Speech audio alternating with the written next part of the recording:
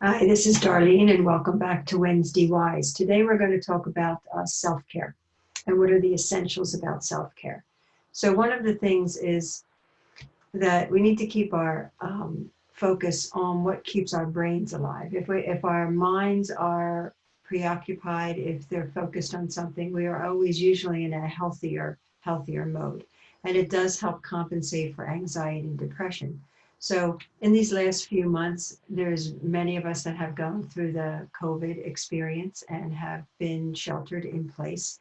And what this time is about for us is also thinking out of that box, taking that opportunity, as we've heard from many people online, of taking this time to reset, not only globally, but within ourselves. So, the worst thing that we can do to numb our brains out is to do things that are more repetitive, doing too many video games, not stimulating enough. It's like what it does is it whittles away, binging on movies, things like that. It whittles away at our brain, and we become just very centered in being entertained and not necessarily in providing the space in our brains so that we can learn something new, or think out of the box or recreate ourselves. Also, the other thing is to remember that to keep our brains healthy, that's not having too much of anything. That's not having too much caffeine or sugars. Any processed foods also influence our thinking capacity. It influences our energy in our body. So we don't want to numb out at this time. We want to stay healthy. We want to stay focused. One of our brain's natural abilities that are being discovered by scientists is neuroplasticity. And what that means is that we have an adaptability. We're not stuck with our genetics. We are not stuck in our patterns that have been handed down to us in things that we feel that, oh, I can't change that. That's just who I am. It's the ability that our brain has in order to compensate for that, to think out of who we have been and become something more. Okay. Stress tends to make these habits that we have, who we think that we are, happens to make them stick more so that it's comfortable in who we are, even if we don't like who we are. It's more comfortable with sticking with what you know and what's familiar than moving forward into something that might be unknown.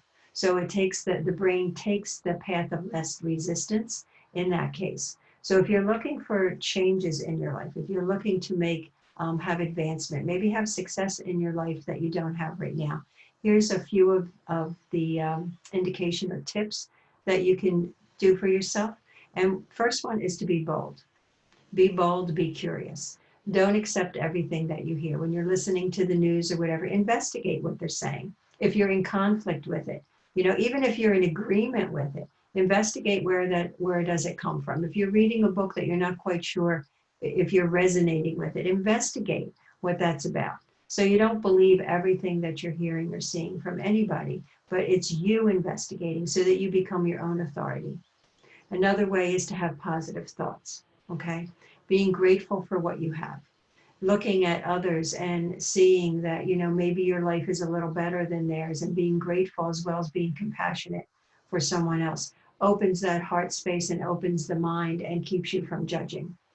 Another thing is to learn something new, whether that's a language or a course. Learn how to paint, learn how to do something that stimulates the brain in moving forward in a very creative way. The fourth thing is to investigate your internal world. What are your perceptions? What are your perceptions of you?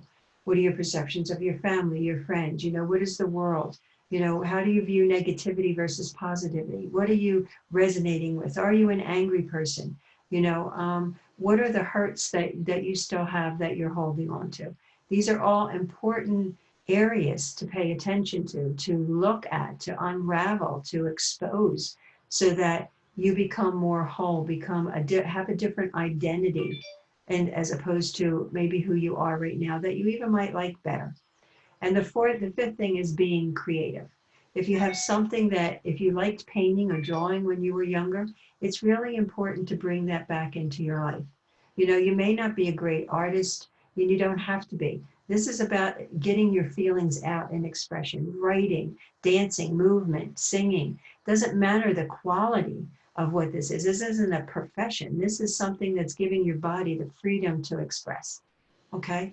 And it doesn't have to be anything big. It could even be a journal. If you're not used to writing, then have a journal, put a puzzle together.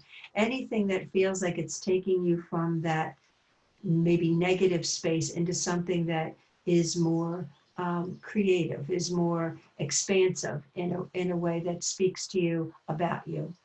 And sixth thing actually is being mindful, and that means being present. Don't wallow in the past. Don't think about, oh, I wish I could have done this and I wish I could have done that, or, being very judgmental about yourself. Try to stay in the present as much as you can and not focus on what is wrong or who you have been in the past that didn't work for you. So the benefit of all of this that we're talking about in neuroplasticity is that it keeps us from being depressed. It removes negativity in our life. It keeps us from being bored and also having anxiety. So many of us can do an exercise with this. And so that the body, what happens is when you create one of these tips of the six that you do, your body will tend to want to crave it. It'll be like some people, for me, I know that they don't like drinking water. That's because your body isn't used to drinking water. So if you have water and you continually supply your body with water, eventually your body starts to crave it because you've come from a dehydrated place to a more hydrated place. So taking these tips and starting to use them in your daily practice would be great to maintain a healthy body and mind. Okay?